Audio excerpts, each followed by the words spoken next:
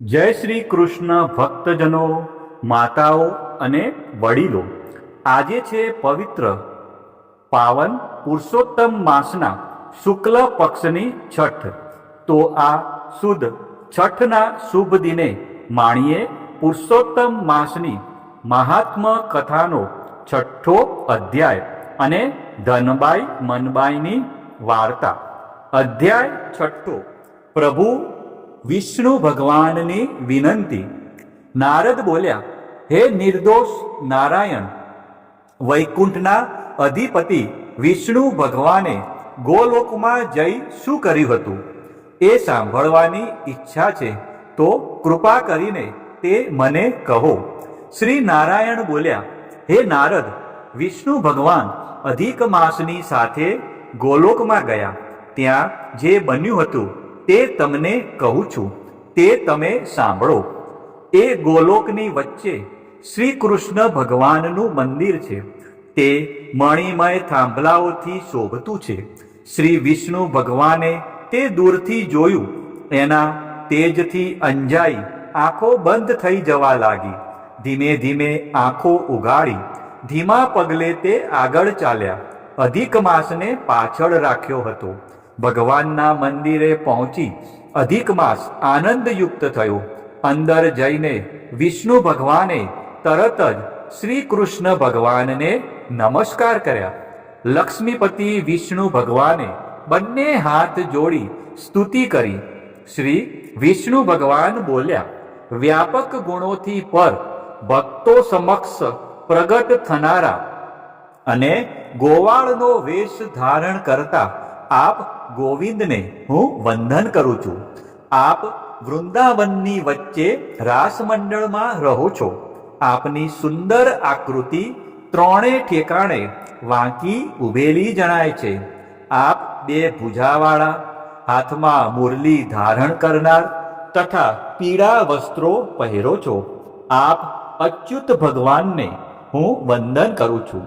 એમ સ્તુતિ કરી વિષ્ણુ ભગવાન શ્રી કૃષ્ણ ભગવાનની આજ્ઞાથી એમના પાર્ષદો દ્વારા સત્કાર પામી સિંહાસન પર બેઠા. શ્રી નારાયણ બોલ્યા, હે નારદ, શ્રી વિષ્ણુ ભગવાને કરેલ ઉપરયુક્ત શ્રી કૃષ્ણ સ્ત્રોતનો પ્રાતઃકાળે ઉઠીને જે પાઠ કરે છે તેના સર્વ પાપો નાશ પામે છે, અપકીર્તિ નાશ પામે છે અને લાંબા કાળ સુધી સત્કીર્તિ રહે છે, અને તે જીવન પર્યંત સુખ સંપત્તિથી સમૃદ્ધ રહે છે. શ્રી વિષ્ણુ ભગવાને ત્યાં બેઠા પછી એ અધિક માસને શ્રી કૃષ્ણ ભગવાનના ચરણ કમળમાં નમન કરાવ્યું. તે વખતે શ્રી કૃષ્ણ ભગવાને પૂછ્યું કે આ કોણ છે? એ કેમ રડે છે?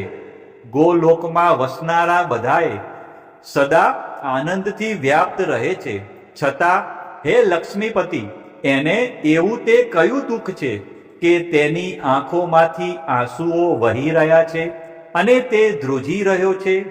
નવા મેઘમંડળ જેવા મનોહર શ્રી ગોલોકનાથ શ્રી કૃષ્ણ ભગવાનનું વચન સાંભળી સિંહાસન પરથી ઊભા થઈ શ્રી વિષ્ણુ ભગવાને મળમાસનું સમગ્ર દુઃખ કહેવા માંડ્યું.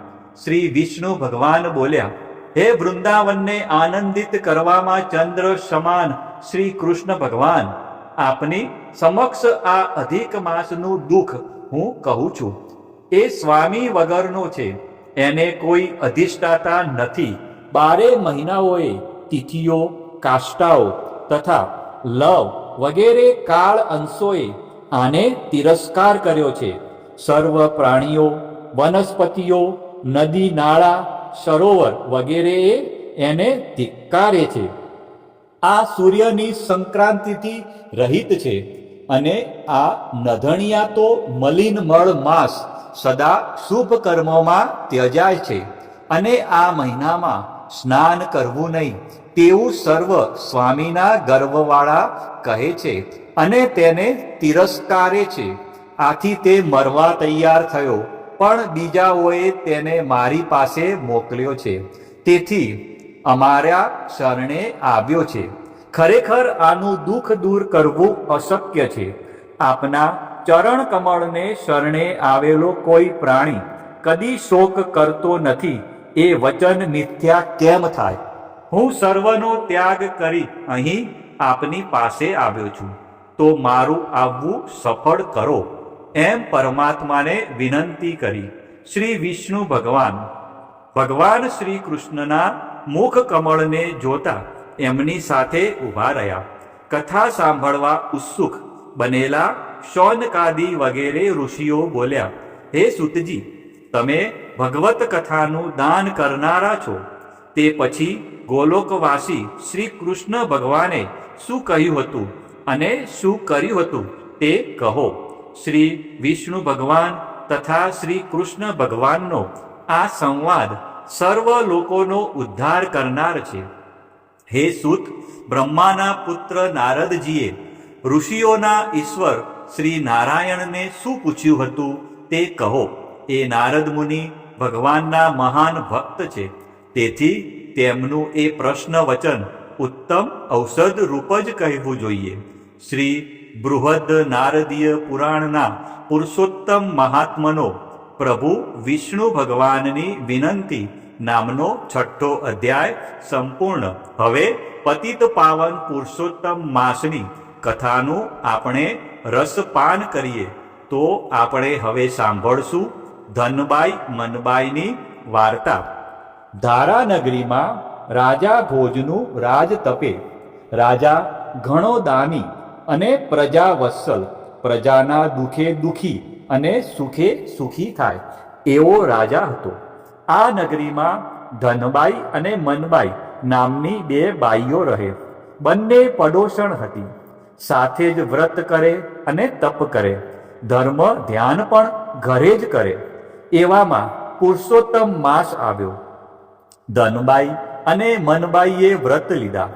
બંને રોજ શ્રીપા નદીમાં સ્નાન કરવા જાય. નાહીને પ્રાર્થના કરે. ધનબાઈ નાહીને બોલે કે મને ફળજો ભોજ ભૂપાળ, જ્યારે મનબાઈ એમ બોલે કે મને ફળજો નંદ ગોપાળ. એકવાર રાજની દાસી સ્નાન કરવા આવી. એણે ધનબાઈ મનબાઈની પ્રાર્થના સાંભળી. જઈને રાજાને વાત કરી. રાજા ભોજને નવાઈ લાગી. બીજા દિવસે રાજા વેશ પલટો કરીને જાતે નદીએ આવ્યો અને એ વાતની ખાતરી કરી. રાજા ભોજે નક્કી કર્યું કે નાહીને મારું સ્મરણ કરતી બાઈનું દારિદ્ર દૂર કરું તો હું રાજા સાચો. એણે તો તરત સેવકો મોકલી ધનબાઈને દરબારમાં તેડાવી. ધનબાઈ તો રાજીના રેડ થઈ ગઈ. હરખનો પાર ન રહ્યો. નક્કી દયાળુ રાજા સોના મોહર અને હીરા માણેક આપશે. ધનબાઈ તો આવી દરબારમાં અને હાથ જોડીને ઊભી રહી. રાજા ભોજે એને અધમણનું કોળું આપ્યું. ધનબાઈની વોઠપનો પાર ના રહ્યો. એ તો મોટી આશા લઈને આવી હતી અને મળ્યું અધમણનું કોળું. આખા મહિનાની મહેનત માથે પડી. ફળિયામાં બધા જાણશે તો મારી હાંસી ઉડાવશે એવા ડરથી ધનબાઈએ કોળું 4 આનામાં કાછિયાને વેચી માર્યું અને ઘર ભેગી થઈ ગઈ. આ બાજુ ધનબાઈ ગઈ અને મનબાઈ કાછિયાને ત્યાં આવી. મોટું કોળું જોઈને વિચાર કર્યો કે કોળું જ લઈ લઉં. ફળિયાના છોકરા ખાશે તો રાજી થશે. એ તો 6 આના આપીને કોળું લઈ ગઈ. છરીને લઈને જ્યાં કોળું કાપ્યું ત્યાં તો જબરજસ્ત હજારો સોના મોહર પડી. મનબાઈ તો રાજીના રેડ થઈ ગઈ. નક્કી આ પુરુષોત્તમ ભગવાનની જ કૃપા. મનબાઈએ 5 સોના મોહર વટાવીને સીધું અને સામાન ખરીદ્યા. 101 બ્રાહ્મણને નોતરી દીધા. જમાડીને મોં માગી દક્ષિણા દીધી. બ્રાહ્મણો તો મનબાઈનો જય જયકાર કરવા લાગ્યા. આ જય જયકાર વેશ પલટો કરીને તમાશો જોવા આવેલા રાજા ભોજે સાંભળ્યો. ધનબાઈને બદલે મનબાઈનો જયકાર સાંભળીને એને નવાઈ લાગી. તપાસ કરતા જાણવા મળ્યું કે ધનબાઈએ તો કોળું 4 આનામાં વેચી માર્યું હતું. રાજા સમજી ગયા કે જેના ભાગ્યમાં ના હોય એને ભૂપ પણ ન આપી શકે. ધનબાઈને આ વાતની ખબર પડી ત્યારે એની આંખ ઉઘડી ગઈ. ભગવાનને ભૂલીને ભૂપ ભજ્યા એનું જ આ પરિણામ હતું. એમ કરતા બીજો પુરુષોત્તમ માસ આવ્યો ત્યારે ધનબાઈએ પૂર્ણ શ્રદ્ધાથી પ્રભુને સેવ્યા. ભગવાનની કૃપા થઈ અને એનું દરિદ્ર ટળી ગયું.